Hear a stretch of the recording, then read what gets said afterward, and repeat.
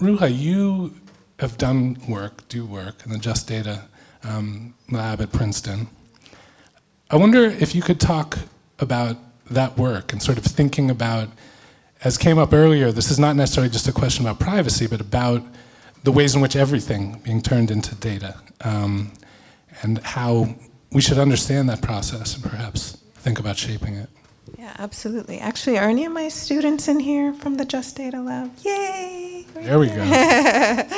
Welcome. So it's actually named the Ida B. Wells Just Data Lab. And that also sort of primes you to think about the fact that the conversations, the movements that we're trying to engender now are part of a much, much longer freedom struggle. They take a different iteration now, the kinds of harms and oppressions that are being mediated by AI. But again, it's important to trace these continuities. And I think in naming it after Wells, again, it's a reminder that she was wielding statistics and stories in order to combat terrorism in this country, lynching, traveling around the world using journalism and writing, but also data, to try to marshal facts about what was behind this racial terrorism. And so I think recognizing that all data, by definition, is historic, right? So that already brings the us into the conversation. And so here again, you see two images, one that evokes a prior era of racial domination on your left in terms of injustice in education. And then on your right, you have an image from the first few weeks of the pandemic, when students were sent home, they couldn't take their tests, all those important tests, the US SATs, but in the UK, where this image comes from, A-level exams are the corollary, really important for what university you can apply and be competitive for. And so what the UK government decided to do was use an algorithm to predict their grades. Predictably. Right. Students that went to more working class schools, diverse schools, their grades were predicted as lower than their wealthier, whiter counterparts. And so they took to the streets, as they should.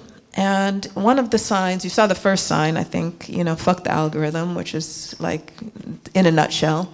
But this sign is really instructive because she's making a connection between those grades, those predicted scores, and the postal codes that students live in. And I think this is important because it's a reminder that this algorithm is not creating the problem from scratch. It's reflecting and reproducing existing forms of inequity encoded in the geography of the city, encoded in the geography of the nation.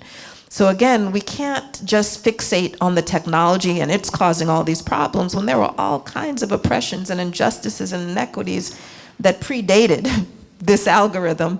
So one, upside in my view of centering AI occasionally is that it has the potential to make us face things that we normally choose to ignore, right? It makes it clear that these inequalities exist, whether we act on it like the UK government and dole out scores, or we use it as grounds to contest the underlying inequality and oppressions. And that's the direction I see those students in the UK and these students here, my students in the audience, that are using their collective power as students to push back against these corporations that are developing and deploying these surveillance tools, these predictive tools, whether it's in education, healthcare, policing, borders, you name it. And so I think, part of it, my sort of mission, my soapbox, is for us to always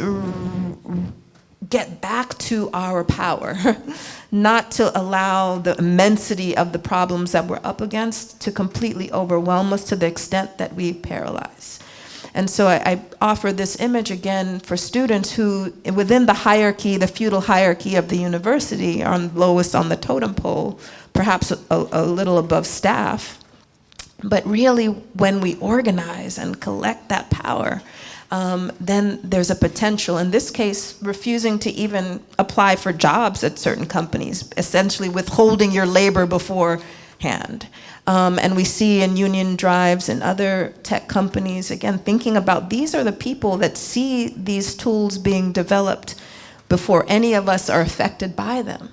And so if there are not protections in place that allow them to blow the whistle, that allow them to speak up, then we are going to feel the downstream results. And so that's why the labor issues and protections that are happening behind closed doors within these companies are directly tied to the harms the public then faces. And so, again, sort of circling that back and really thinking about what's happening upstream as grounds for this larger tech justice movement that we've inherited from the likes of Wells, Du Bois, and many others.